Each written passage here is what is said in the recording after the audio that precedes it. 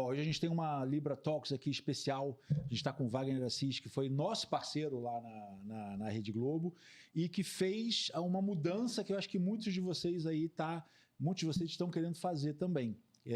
Era editor, né, era assessor de imprensa, autor. Primeiro, muito obrigado, Wagner, por você estar aqui. É um barato estar revendo você. Nossa! Bem-vinda, Giane, também aqui, conversando aqui. Bem-vinda não, né? É um reencontro, né? Um super reencontro, Nossa, né? Um super reencontro. É a tríade, né? O reencontro da tríade. Exatamente, coisa de... exatamente. Trabalhávamos juntos e você fez uma mudança que muito fotógrafo, muitas pessoas aí fora querem fazer, né? Sair do seu emprego e aproveitar essa onda do audiovisual e tal. E você fez essa mudança também numa época em que não estava tão fácil quanto hoje, ou está fácil ainda hoje para fazer. Explica mais ou menos como é que foi esse início aí. Bacana. Por favor. Obrigado, Renato, Giane. É muito bom ver todo mundo na lida, né? Como se fala, né? Trabalhando, produzindo, acho que é o mais importante mesmo. São 20 anos em 2 horas aqui, a gente, né? A gente trabalhou por muitos anos na TV Globo, no Departamento de Comunicação, na famosa Central Globo de Comunicação, né? Seja com... Maior parte, eu entrei lá em 93 e saí em 2002, então quase 10 anos de empresa, assim. Foi uma grande faculdade de audiovisual para mim. Sim. No ponto de vista indústria e arte, que é o que mais é o ambiente em que a gente vive, né? Eu tenho uma formação de jornalismo inicial, depois de jogador de futebol, que eu fui, né? As pessoas não acreditam, né? Mas joguei futebol até os 21 anos, até o profissional. E aí, depois que eu entendi que aquilo não era o meu mundo, por melhor jogador que eu fosse, e eu era bom jogador, viu? Não era mau jogador, não. Mas era um mundo muito específico e a faculdade me ajudou muito a pensar que tinha uma vida longa, né? Muito mais além do que 30 e poucos anos de idade, onde você termina a carreira de um jogador, né? Graças a Deus você fez a mudança para o mundo também. Fiz uma mudança... Não, mas enfim. E aí fui ouvir o coração, fui ouvir as tendências, né? Eu era um jovem que já tinha gostado muito de literatura, gostava muito da escrita, e o jornalismo foi um movimento, assim, razoavelmente... Não fácil, né? Mas razoavelmente compreensível.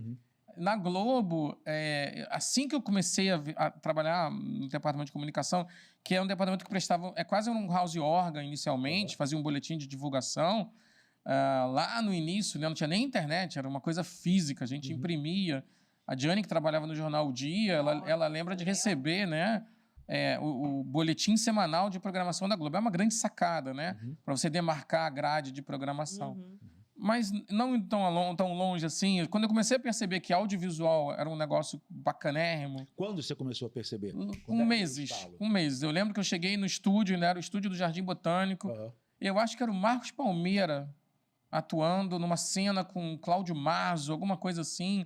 E eu olhei e falei, nossa, que coisa mágica isso aqui, né? E que bacana ler um roteiro de telenovela. Depois você fica quase que condenado a ler roteiro de telenovela por anos e anos. Eu fui leitor, a gente começou aquela história de fazer resumo dos capítulos. Resumos dos capítulos. Chegar a ler os capítulos todos. E, sim, claro, quando vira obrigação é louco, né? Mas é um grande aprendizado. E ali eu fui pensando assim, eu acho que eu não preciso ir para o jornalismo do fato, para o jornalismo da assessoria, né? Eu gosto dessa ideia. E logo em seguida eu comecei a pensar como eu poderia me adaptar, me treinar, né? Em 94, o cinema brasileiro tinha acabado, literalmente, né? Estava ainda retornando por conta do Collor, que acabou com a Embrafilme. E a Lei Rouanet, por exemplo, é de 93, a Lei Audiovisual é de 94. E eu pensei, não dá nem para estudar no Brasil cinema. Tinha a UF, que era o único curso de cinema, era inviável para mim até por conta de logística. E aí eu tive a intenção de construir para mim conhecimento e fui para fora do Brasil. Tinha um curso, uma faculdade, era uma academia de cinema começando. Deixa eu te cortar aqui e fazer uma pergunta importante aqui. Você fez essa mudança na época em que a gente não tinha ainda câmeras de fotografia que filmavam, celulares que filmavam em 4K e tal. Era tudo muito novo. Era tudo muito... Não, nem tinha. Não tinha nada. Renato, internet para abrir o itálico era chave, início de itálico, fecha chave. Que ano? 93. Eu comecei a montar, eu e a Márcia Clark, lembra da Márcia Clark? Sim, claro. Eu comecei a montar, ajudava ela, e depois eu participei durante muito tempo da primeira página de homepage da TV Globo online. Mas assim, também dava... Cara, você tinha como referencial a maior produtora uma das maiores do mundo. É isso que eu digo. E esse salto, você fala, cara, como é que eu vou dar esse salto? Eu não dei um salto, né, Renato? Eu fui dando de passinho em passinho, né? Eu fui tateando e pisando em lugares firmes. Fui estudar, então consegui fazer New York Film Academy, que estava começando. É um lugar de hands-on, de prática. Voltei para o Brasil. Em 96 eu fui fazer New York Film Academy. Em 97 eu aproveitei férias para estudar roteiro lá fora. E aí, em 97, que eu abri a produtora, muito no sentido de que eu queria passar para a área de roteiro da TV Globo. Mas, ao mesmo tempo, eu gostava do trabalho da assessoria e eu precisava ainda... Eu tinha 20 e poucos anos, eu precisava me estabelecer, precisava entender, ganhar maturidade profissional. Então, assim, não teve um salto, teve de vez em quando, uns tombos. Mas você ainda estava na Globo, né? Eu fiquei na Globo até 2002. Isso. Então, esse período de 97 a 2002 foi um período em que eu praticava a escrita. Ok. Eu produzia roteiros, e aí eu ganhei a oportunidade inicial, única, de um dia eu entrei na produção da Xuxa, e a Vivian Pell, que era a redatora do programa, estava lá dizendo assim, a Xuxa vai voltar a fazer cinema, ela tinha feito muito sucesso com Lua de Cristal, e ela vai voltar a fazer de cinema, a Marlene está procurando um argumento, você não chegou aí de uma escola de cinema? Então vamos propor um argumento? E assim, estar presente no lugar, aproveitar a oportunidade. Na hora certa. Na hora certa e não ter medo, né? E você já tinha um foco também, né? Você já estava com E querendo aprender. Então, assim, eu passei esses anos todos, o que vocês fizeram, acompanhar a filmagem, acompanhar a gravação, entender de atuação, entender de direção, ver o Paulo José dirigir. O que era ver o Paulo José dirigir, né, gente? O que era ver, assim, Fernanda Montenegro atuando, né? Tony Ramos, assim. Se a gente vai listar aqui os grandes professores de audiovisual. Eu aproveitei essa oportunidade de uma maneira muito maior. Eu entendi que eu estava num ambiente que poderia ser muito bom para mim. Privilegiado total também. Usar o privilégio de estar ali e fazer o que eu poderia fazer. Então, em 2002, que eu entendi que era hora de sair e começar a vida cinematográfica de verdade. Tendo também aí esse pseudo-salto cheio de caminhadas, tem também que ter um pouco de... Tem uma ousadia com umas pitadas de loucura, de saber que eu estava num momento em que eu ainda não era casado, ainda não tinha uma família estabelecida e que você pode tentar uns voos solos, assim, que se não der certo... Se hoje você ia se travar um pouco mais... Boa pergunta. Se eu tivesse a idade que eu tenho em 2002, talvez eu não fizesse. Hoje eu acho que não. Hoje eu acho que o mercado ele te possibilita a qualquer momento dar saltos. Mas naquela época não tinha celular, não tinha o digital. Para quem não acompanhou, era literalmente um salto num abismo. Né? Era tudo analógico. O meu primeiro filme eu fiz em Super 16, negativo. E sem nenhuma certeza, né? Porque sem nada. A área de cinema... A gente estava recomeçando o mercado de audiovisual com umas leis ainda incipientes, umas leis de proteção de mercado. E eu acho que, na verdade, o querer falou muito alto e o estar pronto para as porradas que a vida vai te dar.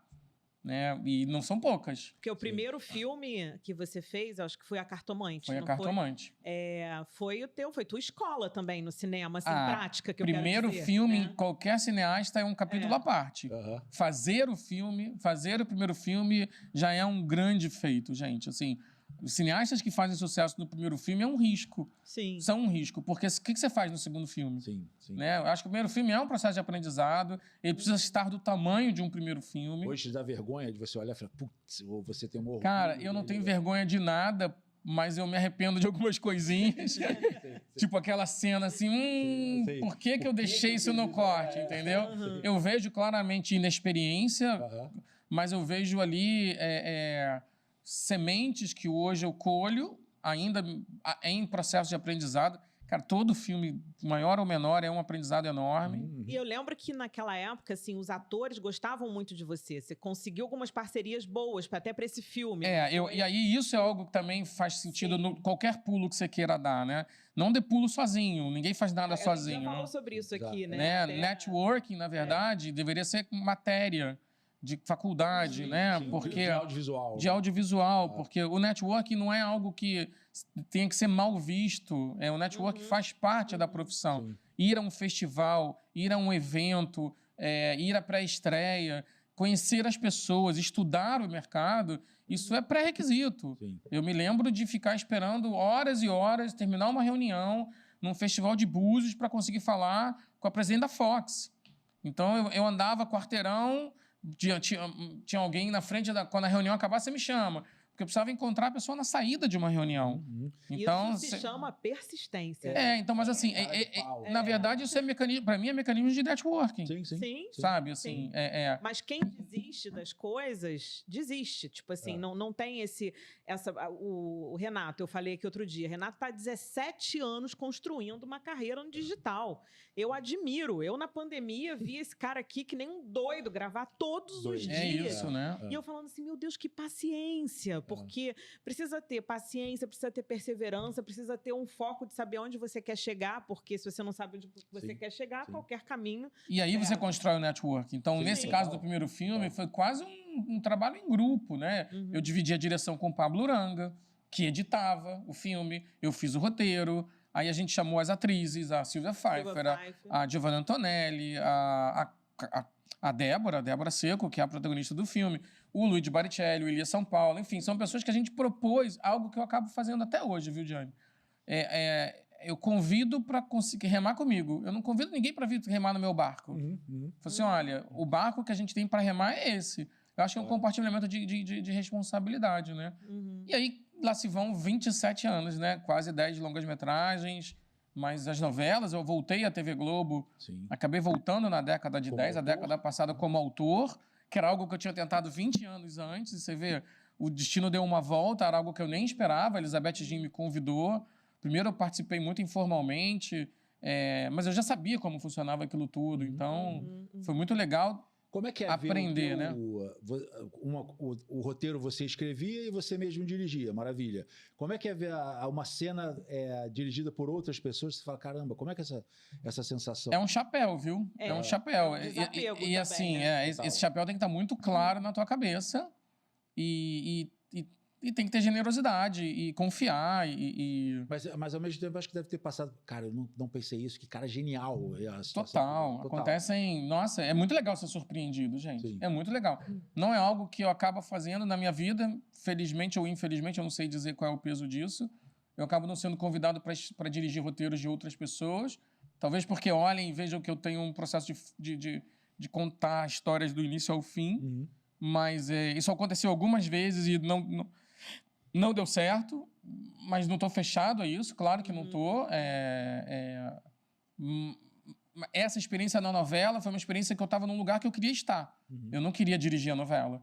Né? Eu sei o quanto dói dirigir uma novela. Então, eu estava literalmente no lugar onde eu queria estar e pude participar da equipe da Elizabeth Jean, né? Então, isso era tão rico quanto, né? E aí é um processo já que você está fazendo com outras pessoas. Você não é como no filme que você escreveu o filme, só você... Sim. Né? Em termos, assim, o roteiro, embora eu faça o roteiro sozinho... Tem outras pessoas que vão fazer o trabalho. Total. Eu tenho leitores do roteiro, eu ouço... Tem que saber... Gente, para quem está afim de fazer audiovisual, tem um pré-requisito básico, que é saber ouvir notes, né? Saber ouvir críticas. Mesmo que elas digam, você é horroroso, você não presta para nada, coloca do lado e segue adiante. Mas, assim, não vão ser todas as críticas que vão ser assim. Né? Vai ter pessoa que vai te ajudar. Então, e também entender com quem você está lidando. Tem situações homéricas, engraçadíssimas, do tipo... Você manda o roteiro para a pessoa, ela lê e diz assim, não gostei de nada, achei muito ruim. Como é que você quer que eu melhore? Acho que você pode melhorar isso, aquilo e aquilo. Passam 6 meses, você manda o mesmo roteiro para a pessoa e ela gosta. Adorei. Então... Isso já aconteceu comigo algumas vezes. E no seu caso, você tinha que ter especialistas, digamos, porque os seus filmes, por exemplo... sim, além da questão da temática, né? Mas eu tô falando do roteiro em si. Em si. Mas é muito interessante, porque aí você aprende... que muitas vezes o teu interlocutor está no momento dele. Sim. E às vezes a crítica diz mais sobre a pessoa do que da crítica em si. Então, é estar nesse lugar de olhos atentos, e aí tem que ter uma generosidade, é mais do que desapego, viu, Jenny? Tem que ter uma generosidade de dizer como é que a história está funcionando para essa pessoa. Eu adoro o verbo funcionar, que eu acho que o inglês eles usam muito, né? It works, funciona. Trabalha, né? Trabalha a favor, né? Porque não é que tem que ser tudo lindo e maravilhoso, tem que funcionar a favor do que você quer fazer, né? Muitas vezes eu uso funciona durante o set, aí as pessoas dizem, pô, ele não gosta de nada, Falei, cara, funciona, é o melhor que eu posso gostar. Né? O seu funciona é um elogio, na verdade, é um elogio para todos nós. Nós acertamos, nós estamos no caminho certo, né? Sim. E aí, enfim, isso já deu situações muito engraçadas, mas a escrita do roteiro em si, ela é dialética, assim, é paradoxal, porque ela é solitária. Eu sou o primeiro que vê o filme, o roteirista é o primeiro a ver o filme. E esse filme vai mudando. Ele vai mudando conforme outras pessoas veem o que você tentou mostrar para elas, e você vai adequando mentalmente. Então, esse jogo mental é um jogo que precisa ser muito treinado. É um jogo de treinamento mental. E é engraçado porque eu vejo os grandes esportistas falam muito que a qualificação deles não está nem na forma como você bate com a raquete na bola, ou na forma como você chuta a bola, enfim, está na força mental. E eu vejo que dentro do meu trabalho também é sobre isso. É sobre você ter a capacidade de se adequar, ou de ter firmeza de você manter a tua ideia. E aí, escrever, Jane, escrever é um negócio muito louco, que isso eu aprendi lá nos Estados Unidos, em 90 e poucos. Eu escrevo todo dia, todo momento, mas eu digito de vez em quando. Sabe? Então você diz escrever mesmo. Escrever, para mim, é um processo mental. Ele escreve a cena na mente dele. Eu escrevo no sentido de a dramaturgia vai sendo construída full time, no chuveiro, no engarrafamento, mentira. aqui, em qualquer lugar. E aí eu separo um momento do dia para digitar. Ok. Deixa eu te cortar rapidinho. Imagina. É bate-papo, né? É um assunto que toca. Eu sinto muito também. Eu recentemente tenho colocado livros para que os fotógrafos possam ler e tal. E aí eu acho muito engraçado quando eles perguntam: mas por que você quer que eu leia livro? Eu falei: pô, cara, você não deveria nem estar fazendo essa pergunta, mas se você quer contar a história, você deve começar a lê-las também para entender diversas formas de narrar uma história, né? Como é que é esse processo da escrita também? De onde é que você pega essa... É paradoxal mesmo, porque quando você está escrevendo, você não está lendo. Sim. Né? Então, é importante que você use, e eu uso todo o meu tempo em que eu não estou num processo produtivo para ler. Ler e ver filme. Eu acho que eu gosto mais de ler do que ver filme. Sim. Né? Mas a gente se obriga. Então, é um jogo de dar e receber. Tem horas que eu estou recebendo informação, recebendo informação. E tem um momento que eu tenho que parar para oferecer informação para o projeto que eu estou querendo, né? E você tem que, assim, nesse movimento aí de inteligência artificial, de estar tudo no chat GPT, eu acho que as pessoas estão desconsiderando muito, uma boa parte, essa coisa da leitura, né? De que tudo vai ser agora... Criação, né? De que tudo agora vai ser inteligência artificial. Que no final das contas, o que a leitura produz? A leitura produz treino mental. Exatamente. Esse treino mental você só consegue se você passar pelo caminho. Sim. Não tem inteligência artificial, não é artificial. Essa é a inteligência natural, né? Humana. É humana. Então, não adianta, assim. Eu também tenho ponderado muito sobre inteligência artificial. Acho que vem um vendaval de modificação no nosso meio. Por isso que eu acho que as oportunidades continuam aparecendo. Você acha que está mais fácil agora para um cara que está no Acre vendo a gente? Eu acho que está...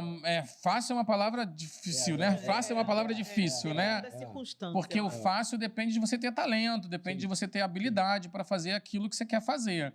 Mas eu acho que você tem mais ferramentas, você tem mais mecanismos. E menos desculpas também, né? E aí, na mão. que a desculpa, na verdade, é para quem é preguiçoso, né? Quem não quer colocar o hard work, o trabalho brabo durante tanto tempo da tua vida. Então, é preciso, sim, fazer um dever de casa, se formar como pessoa.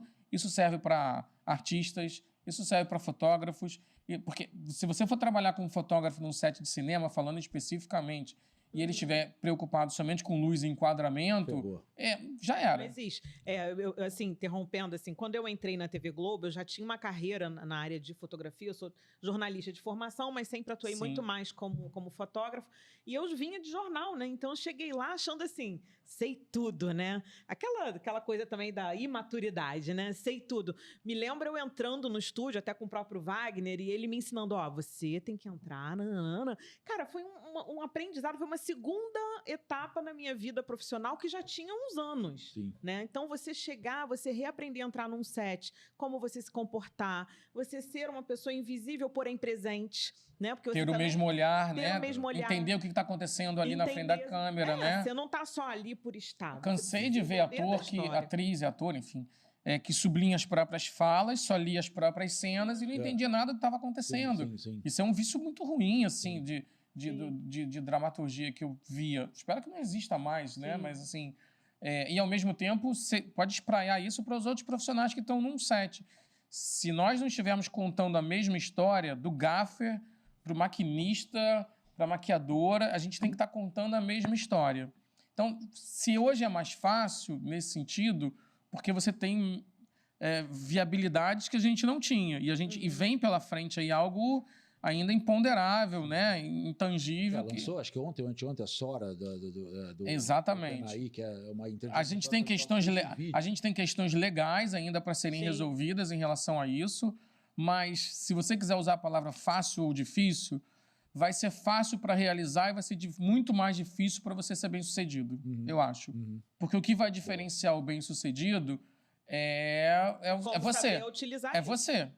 Quem é você? Diferencial, né? Que nem, sei lá, vou tentar fazer comparações de esportes, né?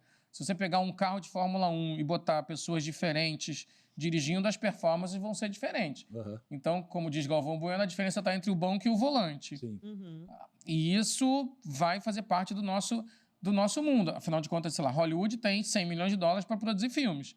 Tem gente que faz 100 milhões de dólares de filmes maravilhosos, tem gente que faz 100 milhões de dólares com filmes horrorosos. Como é que você deixa um filme de 100 milhões de dólares ficar horroroso? Olha quanta gente errou no processo. É verdade. E a tendência de um filme porque é um processo tão complicado, e eu falando de longa-metragem mesmo, ficção, né? É um processo tão complicado que lida a arte e a indústria de uma maneira tão assustadora e que a tendência é você perder o controle. Eu, como produtor, falo isso o tempo todo. Eu uso 3 chapéus no set.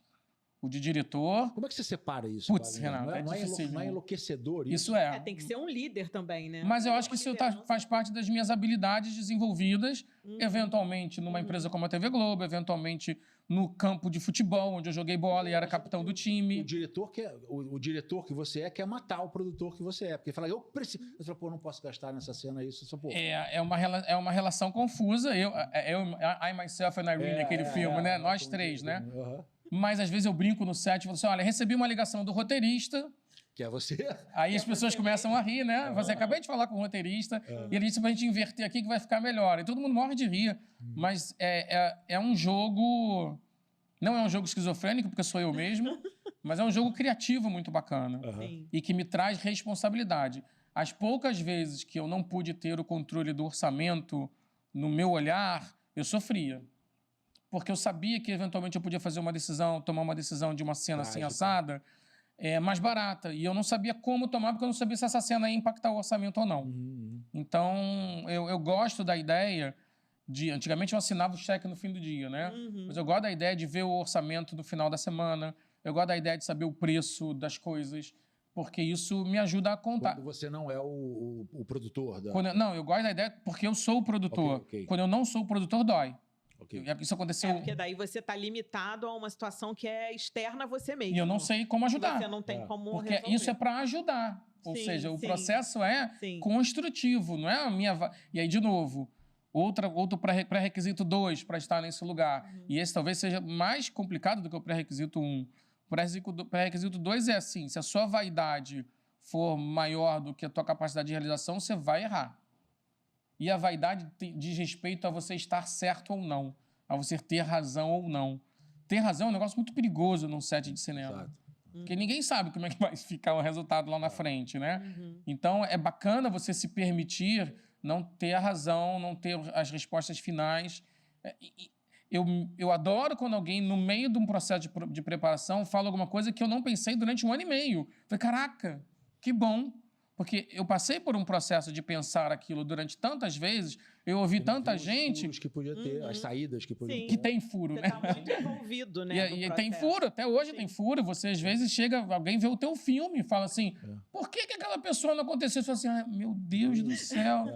Né? Assim, mas aí é a gente pensar num mundo hiper ideal. Perfeito, né? Então, como você não vai chegar no mundo ideal, você tem que ter a humildade, que é a antítese da vaidade, de dizer assim, não vai ser perfeito. Esse é o filme que você pode entregar. E é isso. O Nosso Lar 2 é o filme que eu pude entregar. Porque eu sei dos problemas que a gente teve, eu sei das dificuldades, assim. E ele hoje faz um sucesso incrível, eu fico feliz. e passei pela experiência. Porque eu acho assim que a gente tá com a gente tem um débito, né, assim, de cinema nacional aí de alguns anos, e o filme, eu assisti, o filme entrega conteúdo.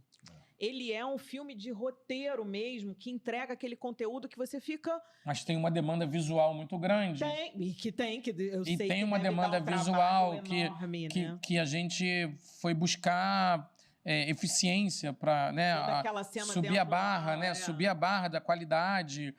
Isso tudo é um jogo muito, muito complexo na minha cabeça mesmo. Não preciso nem fazer terapia, porque os 3 caras conversam muito bem dentro de mim. Né? Eles se entendem. Isso é... Eu acho que isso fica claro quando a gente tá num set ou tá preparando. Raras vezes eu sofro com isso. Raras vezes. E vou te dizer, quem dá a palavra final, no final das contas, como é arte e indústria, quem é? É o produtor. É o produtor, porque eu tenho que entregar. O delivery, no final das contas, é mais importante do que o artístico. Sim. E aí... Mas isso é de uma crueldade também um pouco necessária até para... Depende, Renato. Se você não encarar como crueldade, como necessidade. Uma necessidade, vamos dizer. Porque não sai... Senão não sai. Do criador, não, vou ficar 20 anos fazendo Ontem a gente estava conversando aqui com os atores, e eles começaram a contar que aí o Wagner mudou toda a ordem de cenas e assim eu fiquei desesperado. Assim, eu mudei porque era a única forma de realizar. E aí que deu... Eu não tinha 100% de certeza... Sim. Mas que sorte que deu certo. Sim. Então, essas decisões que, mais das vezes, as mais difíceis acontecem no set, que é o ao vivo da coisa, né? Juntar 300 pessoas todo dia para realizar, sei lá, 8 cenas, 6 setups por cena, 8 setups por cena. Você tá lidando com pessoas ali, dirigindo aquelas pessoas, lidando com o problema de cada um. Ainda tem, ou seja, tem a indústria, a arte e o humano aqui, correndo entre os dois, né? Isso aí demanda diferentes formas de administração. Então, para as pessoas que querem usar as ferramentas de hoje, querem dar um pulo na carreira, querem dar uma virada, etc., eu acho que elas vão ter que usar as mesmas coisas que elas estão usando no lugar onde elas estão, porque isso é universal. Você vai ter que lidar com gente, você vai ter que lidar com demandas que, no mundo capitalista de sistema de consumo... Críticas vai ter que lidar com problemas imprevistos, custos, vai ter que lidar com custo. Isso tudo está na balança para você tentar levar à frente. Eu não tenho uma fórmula, mas está dando certo. Então, para mim, o que é o dar certo? Produzir o filme e entregar o filme, ponto. Isso é o dar certo, que é o que eu fiz na Cartomante. O fato da Cartomante ter passado nos cinemas, ter passado no DVD, ainda tinha DVD. E para mim era incrível. A gente estava fazendo o primeiro filme. Quanta gente não consegue exibir o primeiro filme? Agora, você estava conversando aqui com a gente, dizendo que antes você começou com uma estrutura onde você tinha os equipamentos, teve toda a estrutura, e depois você pesou e pensou, ou eu faço conteúdo, né? Ou eu tenho... Onde é que eu foco, né? Onde que eu foco? Essa é uma decisão financeira. Essa é uma decisão porque você começa a perceber que a tecnologia é mais rápida que a tua capacidade de comprar uma câmera nova. Então, a primeira câmera que eu ganhei, ela tinha 2K. Era uma digital. E eu achei que eu estava com a coisa mais incrível do mundo. Quando eu fui para o Japão, em 2000, pela Globo, quase que você ia. Acabou indo um outro fotógrafo, porque você estava ocupado fazendo... Foi o Zé Paulo, né, que foi. Acho que foi o Zé Paulo. Não, foi outro fotógrafo. Que a gente teve que contratar um fotógrafo de fora, porque ninguém tinha agenda para passar 15 dias no Japão. Era o problema. E eu me lembro que a gente... Eu devia estar fazendo Botafogo. Você devia estar fazendo alguma novela monstro, que tinha que fotografar todo dia, toda hora, tudo. Eu acho que eu recém tinha entrado também. Era Renascer, será? Alguma coisa assim. Alguma coisa tinha Big Brother, sabe? Um negócio... Tinha Big Brother. Você foi pro Big Brother. Eu era o único que fotografava Big Brother. Você quase morreu no Big Brother, né? Eu sei disso. O primeiro e a Jaque fez, tem que dar a Jaque era do Sul. E depois era só, eu fiz os 5 primeiros. Então, no dia que eu saí da TV Globo, no dia que a Mônica Albuquerque, que era minha chefe, que ela disse, olha, tá aqui, a gente conseguiu fazer o acordo, eu agradeci muito a ela, me desejou boa sorte. Ela falou assim, então, tinha uma reunião, ela falou, tem uma reunião hoje de um programa novo. Eu falei, qual o programa? Ela assim, se chama Big Brother Brasil. Eu falei, tomara que dê certo, enfim. Mas eu ia participar do Big Brother, enfim, mas não rolou. Não, eu estava fazendo No Limite 3, aí o diretor era do Boninho. No Limite, isso aí. Aí ele falou, estou fazendo um novo programa, eu quero que você faça. E você lembra quem fez as fotos do No Limite 1? Eu. Foi você que fez? Porque não podia mandar fotógrafo, o jornalismo não queria que mandasse fotógrafo. O doutor Evandro Carlos de Andrade não deixava que fotografasse, porque tinha a história de quem ganhou.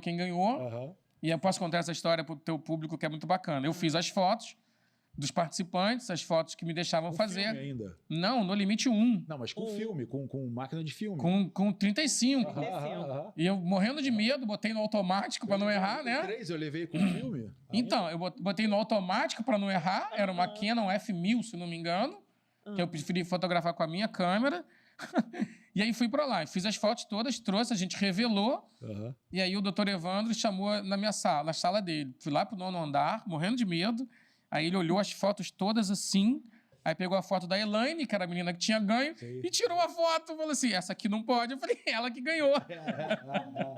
Que ninguém sabia, né? Essa foto foi capa da Veja. Sim. Eu falei, minha única foto que foi capa da Veja, por acaso, né? Porque o trabalho era de vocês e que era o Zeca Camargo e o Boninho, né? Enfim. Mas também na direção. Mas eu me lembrei disso agora porque essa coisa de você também poder entender um pouco de cada ambiente que está trabalhando contigo é bom. Sim. Né? Na Globo a gente tinha que entender essa multifunção que você precisou aprender, né? Você precisa aprender de dramaturgia, Olha, você precisa de lembro, câmera. Eu vou te falar, não vou citar os nomes exatamente, mas eu diria que foi assim, meu batizado na Globo. Eu não sei se você estava lá ainda. Eu fui fotografar uma gravação de final de ano e tinham 2 atrizes e um outro ator conversando, e eu recebi, né, uma informação, precisa fazer foto das 2 atrizes. No meu afã, na minha ansiedade de querer resolver, eu tirei o ator. Dá licença que eu... Foi meu primeiro batizado. Dá licença, eu posso fazer foto das 2? Caraca, aquilo me custou quase que o meu emprego, que eu só tava... Assim, horas de bronca, meses. Né? Horas de bronca, né? Não sei se você lembra disso. Não sei eu acho que eu lembro.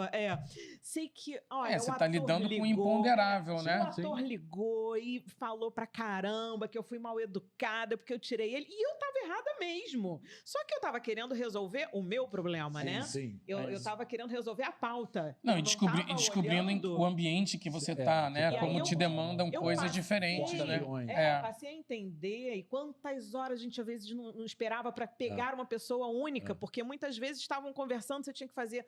Não, os 3, por favor. Aqui eu posso contar as experiências que eu tive quando eu trabalhei durante um tempo, antes de ir para a TV Globo, quando eu saí da faculdade e parei, que resolvi que não queria mais jogar futebol. Uma amiga minha ligou dizendo assim, olha, o Alessandro Porro, que é um jornalista das antigas, ele está trazendo a Ola espanhola para o Brasil. E aqui vai se chamar Caras.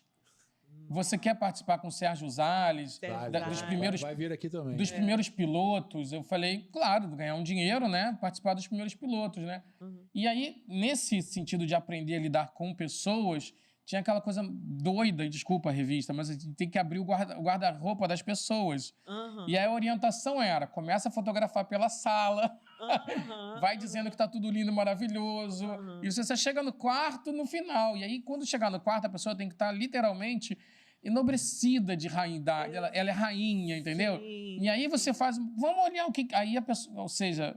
Você tem que lidar com o outro, um né? De persuasão, né? Isso. Que eu não tive nesse dia, não tive nenhum tato. Eu fui fotojornalista naquele momento. Mesmo. Eu queria o fato. Dá licença aí, você tá Ela tirou um dos melhores atores da TV Globo de cena para fotografar as outras 2. Não, aquilo ali foi um aprendizado, gente. Hoje eu agradeço super, né? Mas no momento eu pensei, caraca, eu vou perder o emprego, porque você imagina, era um cara grande da Globo, né? Vi reclamar, lembro de ligando lá, não sei se foi Wagner, quem foi, se foi André Adort, todo mundo me chamou para conversa. Eu falei, gente, mas não é por mal, não é? Você não tem que pensar que não foi por mal. Isso aqui é uma barbaridade se fazer um negócio desse. Aí eu passei a aprender que eu tinha que chegar.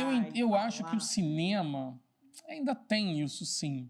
Mas, assim, o cinema como indústria, e o cinema ele ainda tem um quê? Deixa eu pensar para não ficar ruim o que eu vou falar. Ele tem um quê de artesanal, sem ser artesanal. Ele tem um quê de... As pessoas vão fazer cinema com uma certa aura de glamour, sem ser o glamour de Hollywood. Então, os artistas, eles acabam ficando... Não sei como é a TV Globo hoje, né? O último trabalho que eu tive foi muito bacana lá, que foi a novela Espelho da Vida, e o elenco era muito bem conduzido pelo Pedrinho Vasconcelos, e todo mundo... tocava a novela com o maior carinho, mas isso era um pouco fora da regra. O cinema tem um querer que ele vem antes. O cara tá ali porque ele Exatamente. quer estar, eu começo sempre o dia fazendo uma oração, fazendo uma vibração positiva, e eu falo assim, vamos agradecer porque a gente está aqui, que a gente quer a oportunidade de estar aqui. Então, a oportunidade de estar aqui, ela é rara. Quantas pessoas querem estar no lugar onde a gente está? Né? Vamos valorizar isso para que isso não seja um jogo de poder, um jogo de exercícios de vaidades. E acaba banalizando também, né? O fato que é tão bom, a pessoa acaba levando aquilo ali como uma situação muito circunstancial. Sim. E depois, quando você olha para aquele fato, é que você pensa, puxa, já ter Então, eu acho que as aproveitado, pessoas podem continuar... É possível viver hoje de cinema, pensando no ontem e no hoje. Eu não sabia se eu ia conseguir viver de cinema, de audiovisual. Até hoje eu não sei se eu consigo, é porque eu tô aí há 27 anos, então...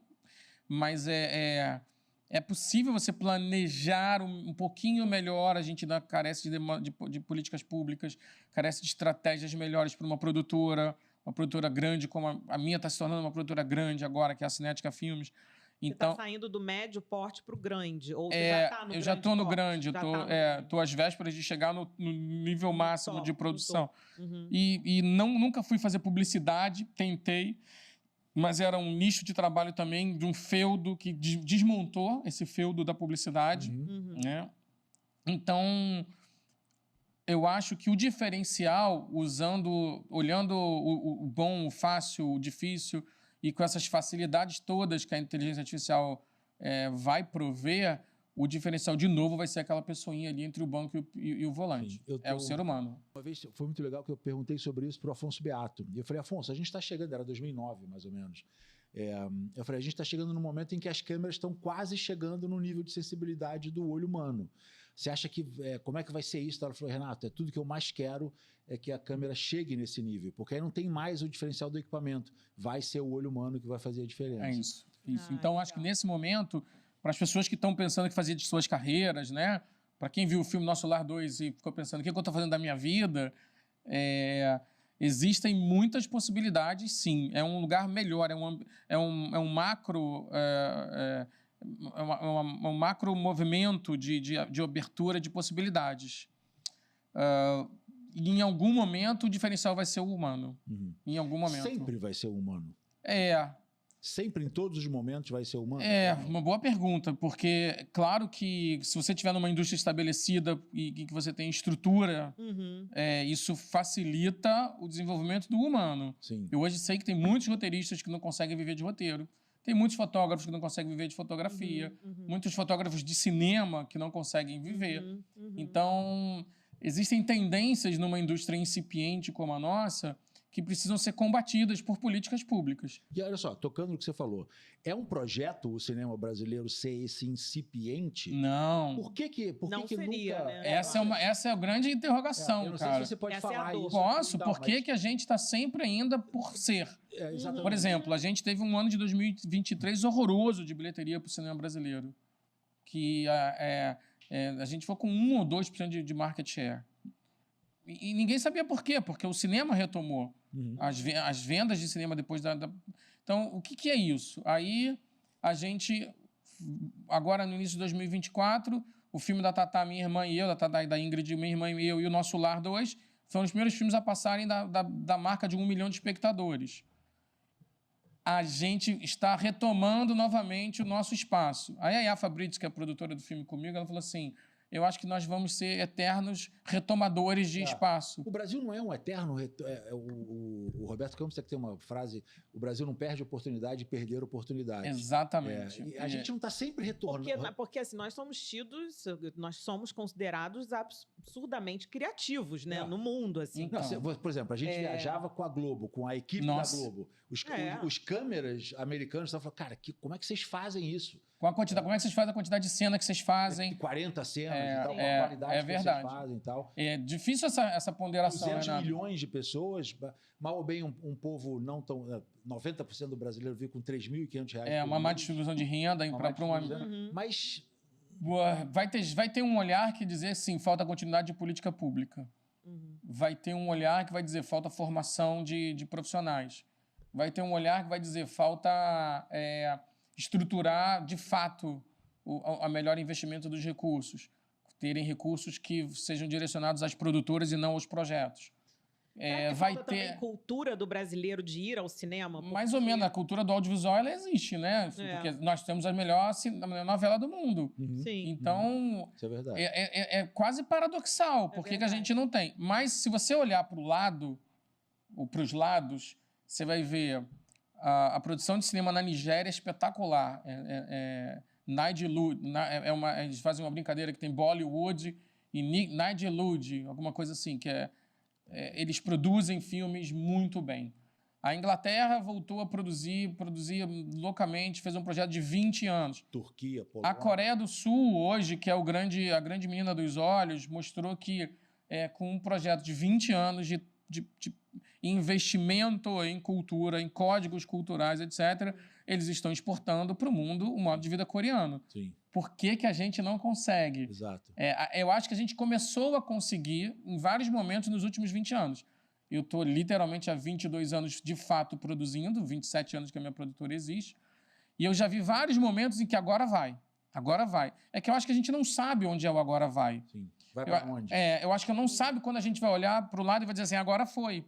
A gente não tem a cultura do sindicato, que é uma cultura forte na indústria americana e na indústria francesa também, em outras indústrias.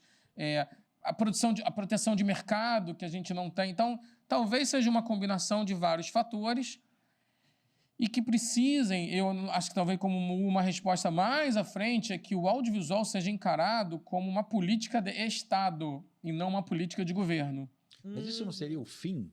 Porque tudo que é do Estado não está mais ou menos decadente? Assim. Não, porque no audiovisual da Coreia é uma política de Estado. Não, no Estado brasileiro, que eu digo, não. Mas assim, sendo uma política de Estado, ele não fica suscetível às diferenças de governo. Sim, porque aí sendo o governo descontinua aquilo. Exatamente. O Conselho Superior de Cinema deveria estar. É um conselho ligado ao Estado brasileiro. Uhum. Ou seja, ter a possibilidade de investir na indústria cultural brasileira, independente de governo, porque isso nos dá a tal da segurança jurídica. Né? Isso nos dá a possibilidade do exercício de expandir o parque exibidor, Sim. melhorar a tecnologia, criar mais câmeras. Então, uma coisa que a gente começou a falar, é possível viver de cinema, é possível. Talvez ainda não seja possível fora do eixo Rio-São Paulo. É isso que eu ia te perguntar. Talvez... E no eixo Rio-São Paulo, Rio, aqui, São Paulo... E aí... secretário aqui do lado já vai ser difícil. Não, Rio capital, né? Rio capital. Então, como é que você distribui melhor isso? Existem hoje algumas políticas que distribuem melhores recursos. Mas não é só distribuir, não é só dar o dinheiro. Você tem que criar mecanismos, né? Agora, por exemplo, o Nosso Lar 2. O filme estreou em 700 e tantos cinemas... e 1.000 e tantas salas, 1.200 salas, 700 e tantos cinemas em 700 e poucas cidades, em 500 e poucas cidades. 70% das cidades brasileiras não tem sala de cinema. Sim, é isso que eu te falava. Então teve gente, biblioteca, né? Teve gente viajando 150 quilômetros para ver o filme, o que é, gente, maneiríssimo, mas é impensável. Se você pensar que a relação per capita do México com sala de cinema é de 5 mil pessoas por sala de cinema. Os Estados Unidos tem 35 mil salas de cinema, então a China tem não sei quantas mil salas de cinema. Talvez tomar iniciativas em que as pessoas que coordenem o audiovisual estejam ali como políticas protegidas de ingerências governamentais, talvez seja uma das decisões de guarda-chuva. E a outra decisão é aqui na base. As escolas formadoras, os profissionais que, como vocês, são profissionais gabaritados, formarem novos profissionais, entregarem para o mercado e, enfim, infelizmente, como o mercado é uma coisa voraz, as oportunidades não vão ser iguais. Sim. Mas isso, pensando aqui... É mercado também, né? Pensando aqui que vai ter uma seleção natural. Sim. E que... Em breve, quem diria que se você dançasse em frente ao TikTok, você se estabeleceria no mercado. Sim. Se você fizesse o que alguns youtubers fazem há alguns anos, talvez tem os 2 irmãos mais famosos, jogar videogame. Eles jogam videogame, o tal do React. Gente, isso é um absurdo. Porque ele pega um conteúdo de outro e ele monetiza em cima do conteúdo do outro. Aí a TV Casé, né? Eu não quis dar nome, né? Enfim, por conta... podemos cortar qualquer coisa. Eu não quis dar... Porque, assim, isso propicia que, cara, o cara se posicionou de um jeito ético ou antiético. Sim. Mas você vê, ele se posicionou. E aí ele pode partir para a sua própria produção, etc. Então, sem o julgamento de valor, tem muita oportunidade. O que a gente também precisa, para o caso da inteligência artificial, é legislação, viu, Renato? Porque senão... senão vai... Senão a fotografia acaba. Sim. Os fotógrafos vão acabar. Agora, o fotógrafo que souber mexer com inteligência artificial não vai apertar mais o shutter. Ele vai fazer um prompt. Sim. Quão bacana é isso? De novo a gente volta, tem que saber escrever, tem que saber... Mas quão bacana vai ser isso, né? Cadê aquela coisa do praticar, do agir, Mas né? ao mesmo tempo, eu acho também que abre um espaço pro cara, porque assim... Imagina você aqui com a modelo, hoje a gente vai ter aqui uma live que ele vai fazer com a modelo, aí ele vai falar... Câmera, quero agora que você faça uma foto com a luz tal. Não vai nem precisar da modelo. Não vai precisar mais da modelo. Uma coisa verdade. Mas assim, por isso que precisa de legislação. Por isso que precisa de proteção. Os dubladores precisam de proteção. Cara, mas você acha viável? Eu acho impossível isso. Proteger isso. Porque tá no celular, tá no e-mail. É verdade. Eu não sei o que fazer. Eu não tenho uma... Mas, ao mesmo tempo, eu acho que assim... Porque eu não sou fotógrafo, porque é claro que eu gosto de apertar o botão, de coisar e tal, mas, pô, ligar pra modelo, ver, falar com ela, vir aqui, ela trocar ideia e tal... A foto em si é um resultado que você acaba vendo. Mas essa outra parte sua aí é empreendedorismo. Acaba sendo. Mas vai haver espaço para esse cara. Eu acho que... Eu adoro os exercícios de futurologia, viu, Renato? A gente passa metade do nosso tempo fazendo exercício de futurologia. A gente, por exemplo, quando vai dar um sim para um filme, talvez seja uma das decisões mais difíceis que a gente faz. Poucas vezes eu errei. E várias vezes eu podia ter acertado e podia ter errado e eu segurei. Porque você dá um sim para 5 anos. Sim. Hoje em dia você dá um sim para 3 anos. Meses, talvez. E, cara, tudo muda em 6 meses. Hoje, em 6 meses, mudou tudo. E sim, como é que você dá um sim para algo que... E aí, no final das contas, por que eu parei de comprar equipamento? Porque eu falei, é melhor eu estar dando sim para o conteúdo. E como o conteúdo que eu gosto é um conteúdo meio atemporal...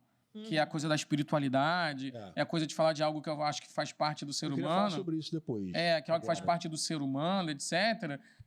Eu digo, olha, eu sou muito feliz em poder fazer a curadoria dos meus projetos, mas, ao mesmo tempo, nossa, dá um sim para... Eu não posso receber livro, porque a gente, eventualmente, está desenvolvendo um projeto paralelo parecido.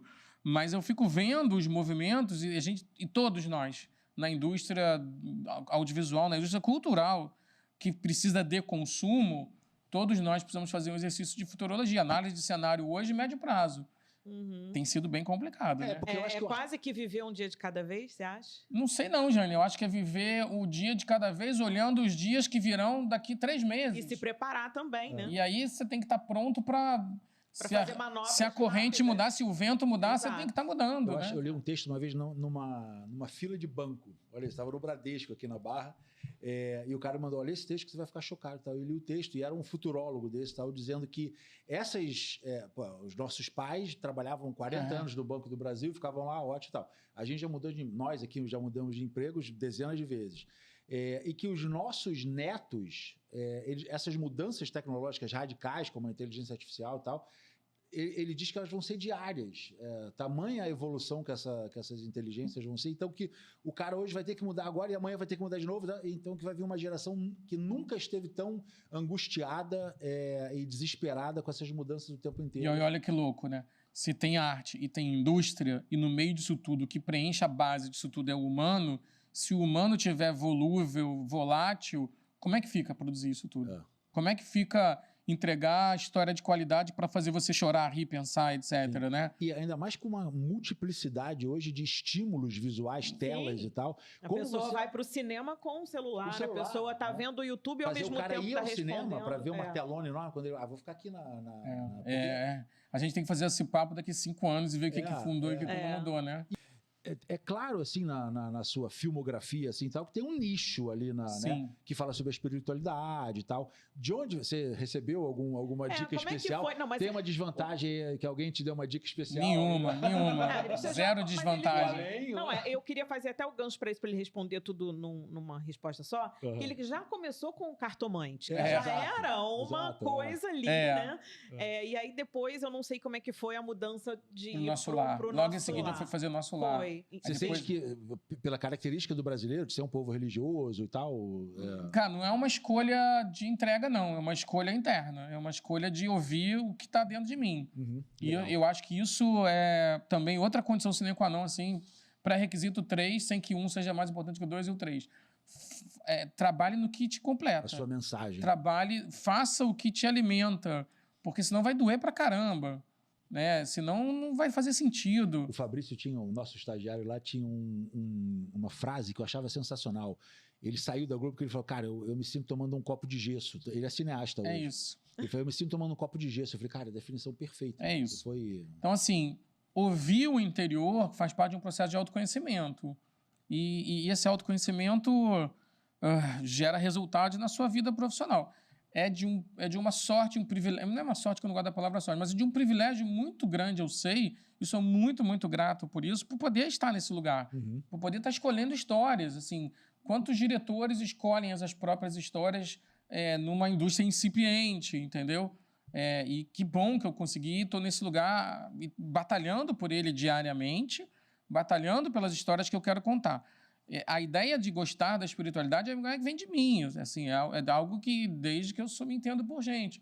Não pelo fato só de eu frequentar o ambiente espírita, mas pelo fato de eu achar que esse tema é um tema fundamental para responder para a gente quem a gente é, de onde a gente vem, para onde a gente vai. Não teve nenhum cineasta falecido que chegou... Zero. Se fosse assim, eu seria um médium mecânico, né?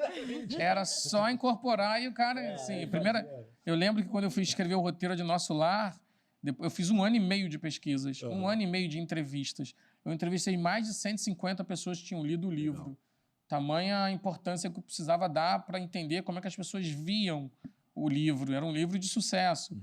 E eu gastei muito tempo pensando no livro. Escrevi muito sem digitar.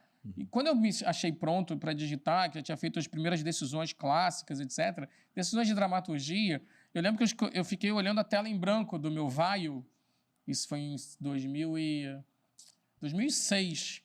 Eu tinha ido a Los Angeles, no American Film Market, e aí eu entrei na Best Buy e tinha um Vaio de $500, última linha, da Sony. Falei, gente, eu estou muito bem com isso, né? Comprei o computador e falei... Aí sentei para escrever e fiquei esperando. E aí eu vi um pensamento muito clássico, assim, que não era meu. Era o seguinte, você não está esperando que alguém faça por você, né? Tipo, faz... Sim. Erra, porque isso também é importante. A gente se permitir não ser perfeito. Sim. E eu me permito a beça não ser perfeito. Eu me permito dizer, é assim que eu estou tentando fazer. Se eu for honesto comigo mesmo, e honestidade talvez seja uma palavra-chave no Brasil de hoje, nesse sentido mais amplo, eu estou feliz. Então, eu fui trabalhar, eu fui estudar, eu fui escrever 11 tratamentos do roteiro até ficar pronto para ser filmado, né? Aí você vê, né, o filme... o resultado do filme ali, que é 1h30, né? 1h40, 1h50. Você vê quanto trabalho que tem de toda... imagina. Olha, coincidentemente, esse Nosso Lar 2 foram 11 tratamentos. O Kardec, a cinebiografia do Kardec foram 14 tratamentos. É muito bonita a luz. Está na Netflix, para quem não conhece. Fotografia do Donato Estrela. Né? Menina Índigo também. A Menina Índigo, a menina era uma proposta de coloridos, etc. Né? A gente foi trabalhar um outro matiz de cor, de construção, com a Letícia Braga, né? Sim. A querida. Amor Assombrado eu fiz com a Vanessa Gerbelli, a gente fez tudo com movie. Eu não queria tripé, então o Léo Vasconcelos foi lá e arrebentou. Então, eu nunca repeti fotógrafo. E eu tive a oportunidade de trabalhar com fotógrafos muito bacanas. O próprio Willy Steiger, que era puro Hollywood, né? Enfim, no meu segundo filme, estava eu trabalhando com um cara que era Hollywood. Mas Hollywood de verdade, assim. Tinha feito 10 mil anos antes de Cristo, Godzilla. E, assim, era uma relação não simples. Não era uma relação tão tranquila. Era uma relação de desconfiança da parte dele no início. E, aos poucos, foi virando uma relação de confiança, de realização.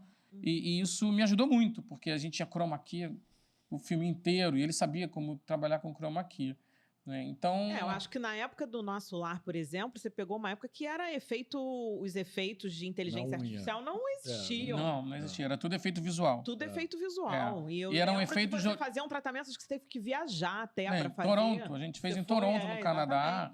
Chegou... Não tinha máquina aqui suficiente para renderizar o filme inteiro. Sim. Os únicos lugares que tinham máquina não eram viáveis para parar para fazer um filme. Então, a gente encontrou uma empresa no Canadá que chama Intelligent Creatures. Não sei nem se a Intelligent Creatures ainda existe. Depois da pandemia, a gente perdeu o contato. Mas eu cheguei lá, na primeira ida, tinham 9 artistas. Aí eu falei, beleza, né? Paguei cerveja para todo mundo no final da semana e tal. Aí o supervisor falou assim, olha, não acostuma não vai dar certo. Eu falei, por quê? Aí ele, você vai ver. A última ida lá tinha 90 máquinas trabalhando para o filme. Nossa. 80 e tantas máquinas. É. E isso a gente não tinha essa possibilidade aqui. Também foram aprendizados. Sim. E é incrível, né? Você começa a dominar o processo acaba. Então, se você for pensar que o Jurassic Park, que é um filme que é uma mudança de patamar de efeito visual, que foi em 1990, 90 e poucos, e o Spielberg passou 10 anos desenvolvendo aquela tecnologia para poder fazer o Jurassic Park. Se não me engano, o projeto do Jurassic Park é de 70 e poucos. É antes do Indiana Jones, do Spielberg. Mas ele só conseguiu fazer, ele só quis fazer quando tinha tecnologia. Essa tecnologia, em 1990, ela começa. Em 2009, ela estava disponível para a gente. Você vê, 19 anos depois, a gente estava usando os mesmos softwares, alguns melhores, inclusive, ou seja, ao alcance de alguém que não era mainstream de Hollywood. E aí, hoje, 14 anos depois, isso já é... Exatamente, isso já é obsoleto. Então, é muito... A gente está num lugar de maremotos, terremotos e vendavais, né? E saber remar nessa hora... É incrível que haja gente querendo entrar nesse maremoto, né? E essa é uma pergunta espetacular. Por que a gente volta? É difícil, né? Vão dizer, cachaça do cinema. Eu não gosto desse termo porque isso leva à adicção. E não é sobre adicção.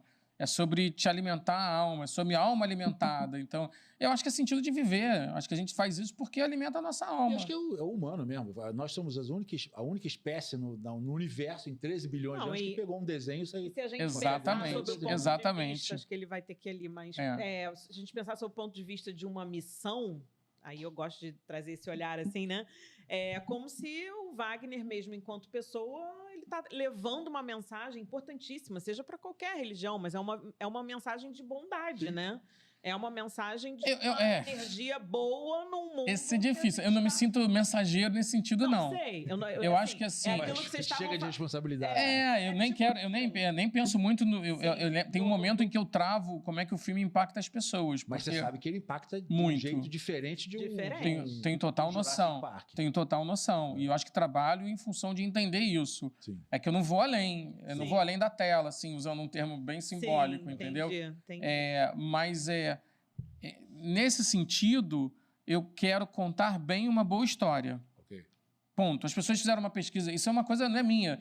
Eles fizeram uma pesquisa nos Estados Unidos nos anos 80, que a indústria estava se renovando. Assim, o que leva as pessoas ao cinema? Vamos descobrir. Será que é o artista? Será que é o grande diretor? E, no final das contas, eles gastaram uma fortuna para dizer algo que estava lá em Aristóteles, né? É a história bem contada. Sim.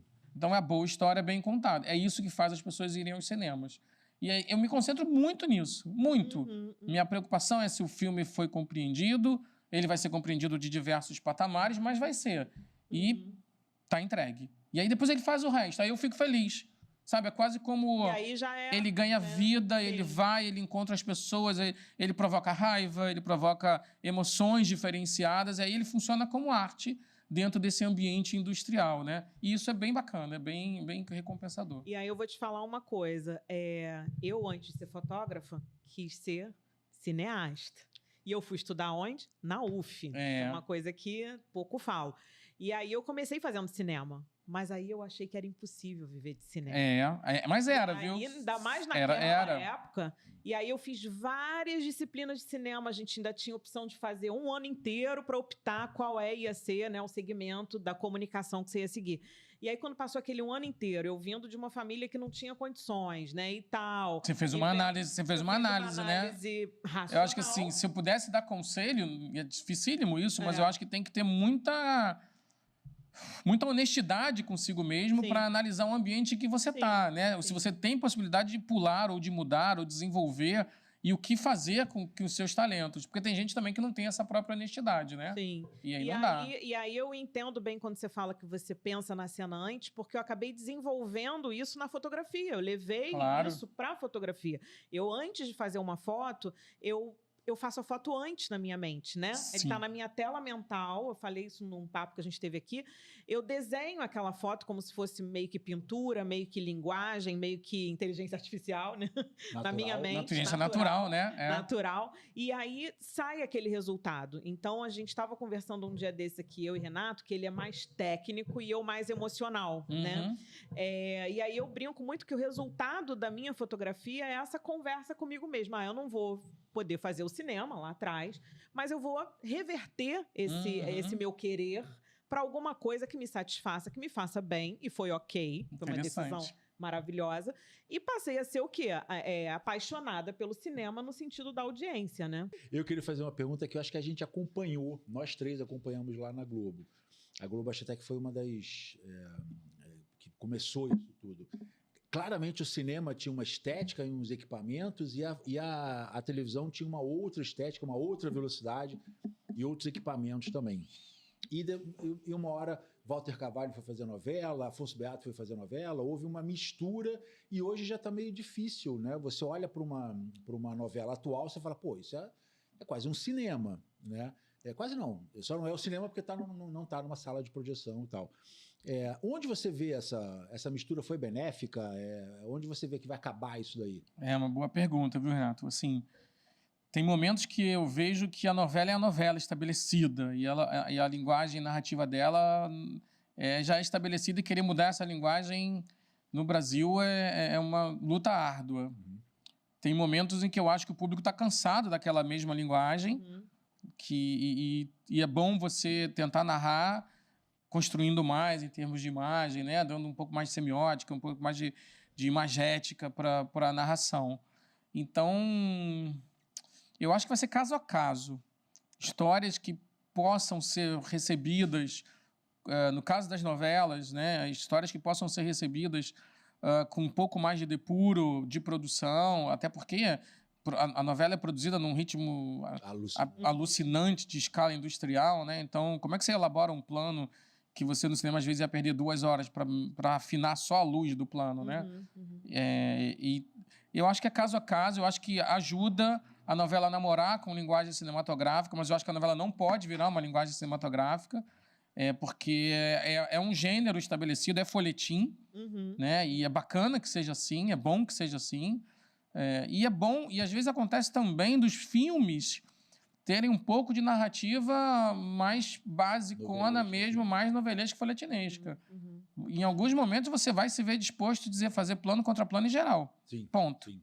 E isso sem medo de ser feliz. Se você está contando a história, olha o verbo que eu gosto, né? Se você está contando a história e funciona, você não tem que ser genial em todo plano que você faz. Você não tem que para uma novela, né? No filme você pode elaborar melhor a tua construção de imagem, e isso é fundamental, e é papel do diretor pensar isso, do fotógrafo, junto com o diretor, ou até além do diretor, né? O fotógrafo construir isso com o diretor é importante. Mas você tem que ter ali a parcimônia de para onde você vai. Então, no final das contas, a gente só tem a ganhar, porque você está tentando melhorar as linguagens de diferentes, como a série, o seriado brasileiro, né? Que é algo que a gente aprendeu a fazer. E não se fazia seriado como a gente faz hoje. Que é uma mistura, né? Um pouco do que se fazia na novela clássica e o que se faz no cinema. Então, a gente sempre viu o seriado americano e falou assim, nossa, que incrível. Eles também dosavam, inclusive. Tem seriados americanos que são puro folhetim. E ok, né? O tal do This Is Us, que é um melodrama enorme e funciona. E tem um público e etc. Um dos casos mais clássicos agora que eu tenho visto é o The Chosen, que é a história, essa série que é um case de sucesso, que é de Jesus a partir dos apóstolos. Né? Se você for ver a série, o quanto ela vai elaborando ao longo das temporadas, porque era uma série sem dinheiro, então não tinha nem tripé, brincando, né? Era câmera no ombro e câmera no ombro. Plano contra plano, geral e gol. Né? Só que você tinha Jesus ali, você tinha os apóstolos. Uma mega história. E o quanto isso era potente, né? Então, conteúdo já tinha. Então, forma e conteúdo precisam conversar muito o tempo todo, sem que a gente queira inventar a roda. Cineastas que querem inventar a roda sempre dão com os burros na água. Porque aí você chega na ilha de edição, você vai dizer assim, não dá para você ficar olhando o cara andar 40 minutos mais. Sim. Antigamente, o cara saía de casa, abria a porta, andava pela calçada. Tem um plano do Blade Runner tradicional, que eu falei, esse plano nunca entraria num filme de hoje, que é ele saindo da casa, parando na chuva, esperando para atravessar e atravessando. Só que, obviamente, ele está construído, ele está na sombra, ele está lá na parte de baixo do quadro, ele está indo mais para baixo do quadro, ele está perdendo a força, etc. Tem toda uma construção, mas assim, é um take de 1 minuto. Hoje em dia, eu acho bem difícil. Picotado. Porque é resultado dos tempos em que a gente vive, né? Isso também importa, viu? Sim. Como é que o espectador está recebendo mensagem com A essa... internet, né, as mídias sociais. Né, E aí eu acho que as mídias sociais atrapalharam um pouco nesse sentido. A coisa do... E você acha... Não, é só uma pergunta que está aqui assim, ó. Você acha que nesse tempo se fala sobre o on-demand, né? Você vai poder escolher o final da sua história? O videogame é assim, né? Pois é. Você acha que em algum momento isso vai se misturar com... Uma boa pergunta, Jane. Assim, eu... Particularmente... Tipo, você, Wagner, eu vou construir 3 finais possíveis, exemplo, você se enxerga em algum momento? Acho que não. Eu não. O produtor não se enxerga, o diretor talvez se enxerga. Mas... O jornalista não sei. Mas eu não... Mas eu diria assim... Vou ter 3 histórias. Se eu tô contando essa história pra pessoa, por que eu vou deixar pra ela... Por que eu vou forçá-la a escolher? Claro que a interatividade do videogame permite que isso aconteça. Mas é uma proposta, adaptar é uma proposta. Assim, você corta personagens, junta outros personagens, você faz escolhas corajosas, escolhas certas, escolhas erradas e tal. Mas eu acho que para o videogame essa linguagem funciona. Para cinema, eu não sei não. Lembra do Você Decide? Né? Fez sucesso durante um tempo, era um trend, mas funcionava na TV aberta, porque tinha o telefone. Você fazer isso no cinema, eu acho que você perde um pouco da aura que o cinema ainda mantém. Né? De estar ali para você se absorver, ser inundado daquela história. Né? Isso só o cinema faz, no final das contas. Né? Sim, e eu acho também que essa coisa de ser inundado pela história, eu acho que está cada vez mais se perdendo. Porque também é difícil você sair de casa para ir ao cinema com aí que tá. Netflix da vida. Esse é outro grande interrogação do momento. A pessoa em não entender que eu lembro claramente Árvore da Vida, né? Que é um filme que os caras colocaram no... Eu achei engraçado que nos Estados Unidos tinha um aviso assim, este filme não mantém a narrativa tradicional, então não se assusta. Atenção, né? A galera tava indo embora no meio da... Eu falei, pô, mas é uma experiência, cara, para você tentar entender. Total. Você acha que a audiência perdeu um pouco? Acho que sim. Acho que a gente tem um impacto muito negativo do ponto de vista narrativo com as mídias digitais, né? A coisa do minuto é muito assustadora. O marketing de atenção. Um filme como Sonhos, do Akira Kurosawa, hoje em dia... Boa pergunta. Mas, por exemplo... É puxado. É o Del Toro que fez o Roma, né? O Inharritu. O Inharritu. Ele fez o Roma, que é um filme extremamente contemplativo, preto e branco. Preto e branco, Isso, ganhou o Oscar, fez sucesso. Um pouco de caso a caso nessas horas das escolhas que você vai optar na tua jornada ali, mas a capacidade de prender a atenção das pessoas, e aí as mídias sociais elas estão causando um dano, viu? E aí prender a atenção das pessoas não só para uma narração audiovisual, como para uma narração literária. Está cada vez mais difícil as pessoas lerem com atenção. Mas, nesse sentido, você é um case, porque você está conseguindo levar hoje no cinema Por isso que eu acho que ele tem 1 milhão de pessoas. Entendeu? Eu acho que você tem uma ajuda externa aí. Porque não reconhecida, né? A gente está falando num caminho da contramão disso, mas, ao mesmo tempo, comemorando. Mas eu acho que também que há uma demanda reprimida. 1 milhão. Né? Tem uma galera por aí, esse 1 milhão de pessoas. São 1 milhão de pessoas.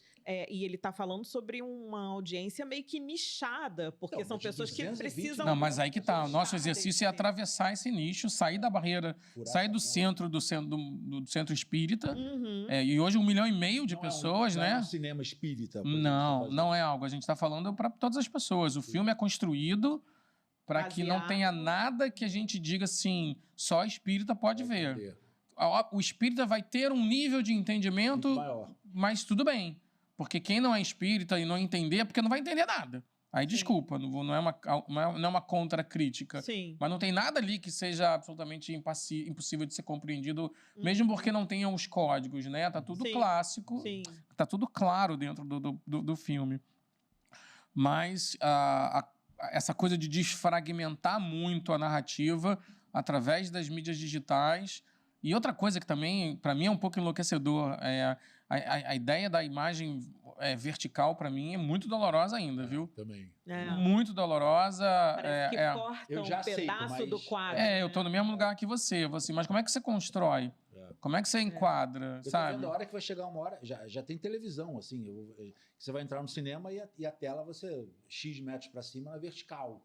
Um prédio vertical. Vou sofrer para ver filme assim. Exato. Talvez não vá nem saber. Eu não vá saber fazer filme assim. Mas assim, a minha filha vê tranquilamente. Eu sei. Eu sei que vê. Não sei o que é. O cara já pega e já faz. O que volta lá no Aristóteles, assim. É o conteúdo que está funcionando. E a história que está funcionando. Essas pessoas que falam produtoras de conteúdo... É quase uma contradição em termos, né? Porque não tem conteúdo nenhum que elas estão produzindo.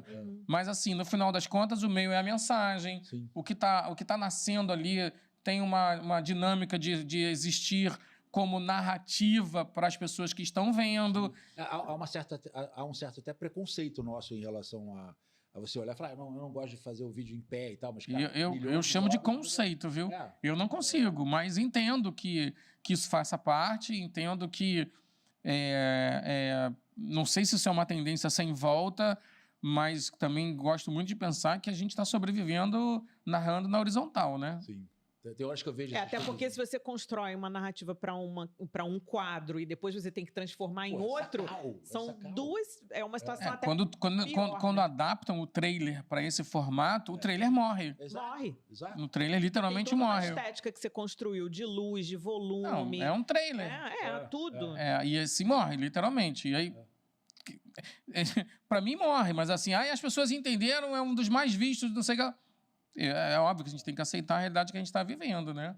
Mas, novamente, o que vai sair daí faz parte do grande exercício de análise de cenário do hoje e do amanhã.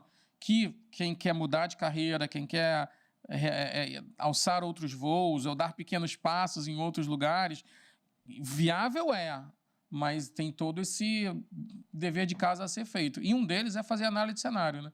É olhar onde é que você está, em que você se insere, para onde esse barco vai te levar, né? Se eu, por exemplo, fosse dono de posto de gasolina, eu estava vendendo posto de gasolina, porque os carros elétricos vão chegar com força.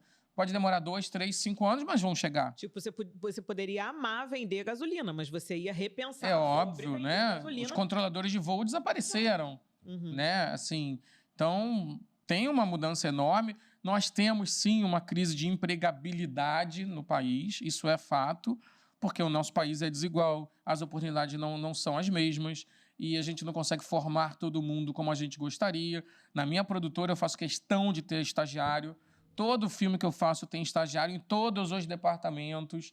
Eu formo pessoas porque eu acredito que isso é um dever meu como empregador, né? Não tenho como ser diferente. Mas eu pergunto para as pessoas assim, o que você quer fazer no cinema? Não sei ainda. Cara, no último ano de faculdade. Né? Vem no filme para tentar descobrir do que você gosta. Porque eu não sei ainda, para essa nova geração que está chegando, é uma armadilha e tanto, viu? Eu tenho filhos e vejo nos adolescentes assim, algo muito diáfano, há muito 1 minuto. Pessoas que vêm trabalhar comigo... Sem paciência. Até. Uma semana, não gostei não, estou saindo. Não gostou e não estou saindo, assim... Olha, vai ter um longa-metragem, o Nosso Lar 2, assim, não estou afim, não. Você estudou cinema por 4 anos. Mas não é isso que eu quero fazer. Então, assim, eu sinto por essa pessoa, né? Uma pessoa que no meio do processo diz, olha, acho que eu quero parar. Então, esse descompromisso consigo mesmo, eu acho que é doloroso em termos de construção de profissionais, né? De pessoas que vão fazer diferença quando todos tiverem em suas mãos as melhores ferramentas, né? Como é que essas pessoas vão fazer diferença? Não vão. Se elas não conseguiram se conhecer a ponto de onde elas se posicionam no mercado. Então, esse autoconhecimento, que é bom para a vida, ele vai ser Se não é só para mudança de carreira, não é só, é bom para a vida mesmo. Ele vai ser uma demanda absurda para os mercados agora, nos próximos 5 anos, né? Sim. Enfim. Eu tenho a sensação que esse imediatismo dessa nova geração está fazendo com que as pessoas não queiram nem aprender, né? Eles não têm tempo para aprender, né? Eles não têm... tem uma coisa que já falou, para que eu vou para a faculdade se tem um texto ali? Agora, então, com o ChatGPT, você coloca lá e sai toda a resposta. A gente corre o risco de um emborrecimento da sociedade, essa né? Geração é a primeira geração mais burra do que a geração anterior. De formação, né? De formação. O QI caiu. Pois é. Eu não quero participar disso, não. Também não. Eu acho que é dever principalmente do fotógrafo, do cineasta e tal, criar esse encantamento pela imagem, pelo estudo, pelo livro, vai lá, compra o livro. As pessoas me perguntam o que de mais espiritual acontece no filme, quando você está filmando. Eu falo assim, a câmera liga. Quando a câmera liga é mágico, né? Quando você encontra... Quando você dá o clique que você viu que a cena está lá, é mágico. Que é algo que você construiu, você está materializando um momento que nunca existiu, né? Sim. E aí, se as pessoas entenderem o quão mágico é isso, o quão isso alimenta a alma, etc, etc, talvez elas consigam direcionar seus trabalhos. É o que me direciona, no final das contas. Né? É o que nos direciona, né? Eu tenho certeza. Estamos aqui. Por isso estamos aqui, somos né? apaixonados pelo que a gente espero faz. que direcione vocês também. E o que eu acho interessante, que eu sempre repito, né? Obstáculos, cara, nós atravessamos um monte. Mas, assim, graças a Deus, eu sustentei meu filho, que hoje é bem sucedido, tem 27 anos, com a fotografia. Pagou os boletos. Paguei os boletos. Né? E sempre me inovando, né? E seguindo e pensando assim, dentro dessa vertente do que eu gosto, do que eu amo fazer, o que eu posso fazer de novo? Mas você tem que estar aberto. Porque se você não está aberto, os sinais vão estar aí, você vai estar olhando e você não vai conseguir virar, né, a curva. Você também, você se inovou de uma maneira... assim, incrível. Então, acho que são 3 pessoas aqui, né, de exemplo, Wagner nem se fala, de uma inovação e de conseguir ir remando em novas marés dentro do mesmo propósito, né? E acaba sendo um espelhamento para outras pessoas, né? Sim. Acho que é um espelhamento e uma coisa de dizer assim, é possível, é super possível, né? Da gente conseguir. Para acabar, Wagner, onde você espera, aquele famoso de RH, onde é que você espera próximo ano? Qual é o futuro do Wagner? O curto, médio ou longo prazo? O curto. O longo vai ser sacanagem. O curto, não, imagina. Mas é que se a gente falar de cinema, 5 anos... O curto prazo tem um filme para fazer agora em abril, que é O Advogado de Deus, baseado na obra da Zíbia Gasparetto, que é outra autora que eu admiro. É mais folhetinesca, fala de assuntos que estão mais ligados para o melodrama, e eu acho que tem um olhar espiritual que eu gosto. Então, teve o Ninguém de Ninguém, que falava de relacionamentos tóxicos, sobre o olhar espiritual. E agora o Advogado de Deus fala sobre justiça, do ponto de vista espiritual. Então, eu gosto dessa ideia. A gente vai filmar com a Sony, que já é uma parceria de alguns filmes, que a gente fez o Kardec, o Ninguém de Ninguém. E no segundo semestre eu vou filmar a cinebiografia do Emmanuel, que é o guia espiritual do Chico Xavier. Nossa. E essa ideia é uma ideia corajosa, muito bacana, porque não é a vida dele, são as vidas dele. Então, é um filme mais ousado em termos de produção, né? E a gente está trabalhando já há muito tempo nisso, é um projeto de alguns anos, e que vai sair também agora no segundo semestre. Tem outros projetos encaminhados, tem projetos sobre terapia de vidas passadas, que é um tema que eu adoro, sou apaixonado, acho que é um paradigma enorme do ponto de vista... de cuidado das pessoas, quando é feito com cuidado. Eu faço investigação do inconsciente já há alguns anos, né? E, nossa, foi um divisor de águas para mim. Então, não tem por que não fazer um filme sobre isso, né? A ideia de muitas vidas é uma das ideias presentes na doutrina espírita, mas não é propriedade da doutrina espírita. Então, eu vou contar histórias que falem sobre vidas passadas. Todas as histórias, no final das contas, falam sobre isso, né? Mas é uma coisa mais específica. A gente acabou de acertar a continuidade da franquia Nosso Lar, né? Então, o Nosso Lar 3 e, quem sabe, o 4 e o 5, mas, assim, é sempre o passo seguinte, né? Então, o Nosso Lar 3 é algo que é real agora. A gente vai começar a trabalhar, provavelmente, no mês que vem, diretamente, num projeto que a gente já... Eu já tinha feito o meu dever de casa, é algo que eu já tinha vislumbrado, etc, etc. E aí, médio prazo, a gente tem 18 projetos em andamento na produtora, literalmente, assim, em algum estágio de desenvolvimento, uns mais em final de negociação, outros em meio de negociação.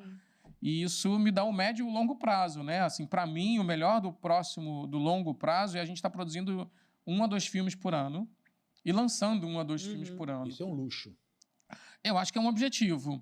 E esse objetivo, se nós trabalharmos direitinho, nós nos estruturarmos direitinho, e hoje a gente tem estrutura para isso, tem mercado para isso, tem conteúdo para isso.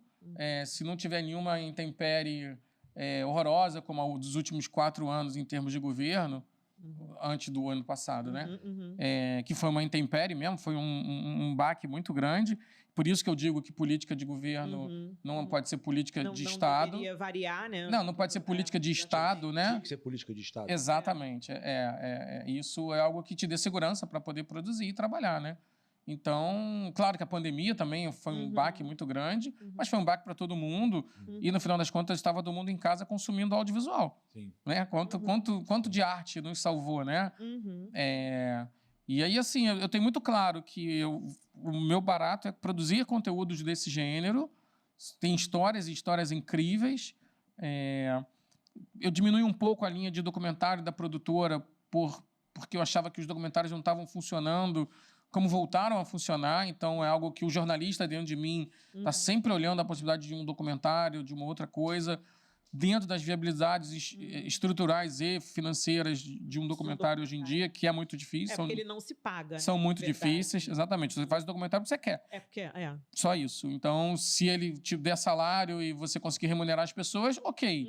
Mas não espera a remuneração na ponta, né? Sim. Não é um produto que venda. Sim. E acho que, assim, tem sempre possibilidade de parcerias. A gente está sempre olhando com muita parcimônia as boas histórias que podem vir a acontecer. Eu, infelizmente, não posso receber histórias.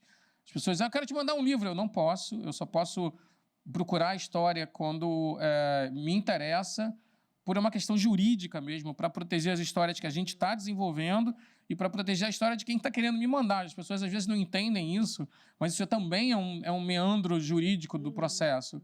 Né? Eu já fui processado por isso, infelizmente. Ganhei o processo, porque não tinha plágio, não tinha nada, mas é por isso, porque as pessoas têm suas histórias. Eu sempre sugiro que a melhor forma para quem gosta de escrever é se autopublique, né? Se autopromova, seja visto, porque isso chama a atenção de realizadores. Não adianta... O processo de convencimento talvez seja a coisa mais difícil da indústria. Eu estou sempre no lado de tentando convencer e, às vezes, eu estou no lado de ser convencido. Os dois lados são muito complicados. Então, o que você faz de melhor? Produzir. Você não precisa convencer ninguém, você não precisa ir a lugar algum. Eu não preciso convencer ninguém a escrever um roteiro. Eu vou lá e escrevo o roteiro. Se a pessoa gostar ou não, é um nível de convencimento. Eu tenho, sei lá, 10 opções para alguém gostar do roteiro que eu estou escrevendo. Ponto. Da mesma forma como, eu quero fazer um vídeo assim, vai lá e faça. Você tem onde mostrar. Né? Eu quero produzir algo que ninguém quer produzir. Vai lá e produza. Junta pessoas, sai do zero. Né? Artistas, atores que não... ninguém me chama para trabalhar, não estou trabalhando. Vai para a internet, cara. Faz um monólogo. Para de postar foto que seja somente foto... boba. Não faça faz um storytelling. Exatamente, não faz um albinho de foto do seu Instagram. Faz uma observação sobre o que você pode ser, quem você pode ser. Eu vejo tantas atrizes perdendo a oportunidade, atrizes e atores, claro, mas você olha, às vezes, você olha para vai ver uma atriz, você quer ver uma atriz. Aí você vai no Instagram dela. Não para ver a quantidade de seguidores que ela tem, porque eu acho também horroroso. Mas para você ver o rosto, para você ver falando. E aí é sempre a mesma foto. Aí você não consegue imaginar junto. Exato. Então a pessoa está perdendo uma oportunidade. Aí é o olhar mas isso é minha vida pessoal. Sim. Eu não estou nem aí. Tudo bem. Então, assim, vou ter que pedir... eu não gosto muito de testes com atores. Eu acho o teste um lugar dificílimo para quem está sendo testado. Eu gosto de ver o material, eu gosto de sentar e conversar, eu gosto de, numa conversa, às vezes num café, numa pizza, você consegue ver nuances da pessoa que você vai usar. Né? É diferente do que ele tentar interpretar para mim algo que está completamente fora. Claro. Então, assim, as poucas vezes que eu fiz teste, poucas vezes foram aptas para mim. O teste mais clássico que eu fiz foi o da menina Índigo, que a Letícia Braga, ela foi a menina de número 36, e ela ganhou o papel porque ela chegou e pintou a parede da produtora. Ela não ganhou o papel pelo teste que ela fez. Então, são detalhes que fazem a diferença. Então, se eu não gosto eu imagino que o teste não seja o viável, assim. É o diferente, é quem você é o que você representa, é a energia que você traz, porque a gente quer moldar aquela energia para aquele papel. E isso é imensurável, imponderável, intangível, isso acontece. Por exemplo, ontem você acabou descobrindo uma questão do Felipe, né? Que tinha muito a ver com a história dele, que você não sabia. Eu sabia em parte, mas não sabia tão profundo, né? Mas que vida pessoal do elenco, né? Que de alguma forma aquilo impactou na vida dele. Eu sabia, Jane, eu sabia, mas eu fiquei sabendo depois, eu não soube disso quando eu o convidei. Sim. E aí ele nem me falou isso durante o processo. Eu descobri isso durante o processo, que era uma questão familiar que ele tinha. Então, como eu descobri durante o processo, eu deixei ele extremamente à vontade. Ele falou assim, eu vou usar esses sentimentos a meu favor. Você fica à vontade. Isso é bacana na construção em conjunto, né? Sim. Mas na escolha dos profissionais, eu sempre digo para artistas, assim, não fiquem perdendo, não percam tempo, produzam coisas, faça foto de época. Tem gente que não consegue imaginar as pessoas de época. Como é que eu vou fazer? Vai num brechó.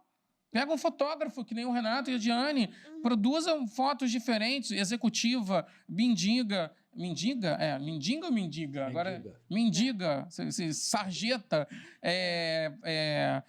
médico. Assim, produza coisas engraçadas, interessantes, mostra para quem está olhando o teu perfil profissional, se for um perfil profissional, as tuas possibilidades. Então, quer dizer assim, você se vira, você descobre lugares onde você... pode... Eu faço isso para poder convencer executivos.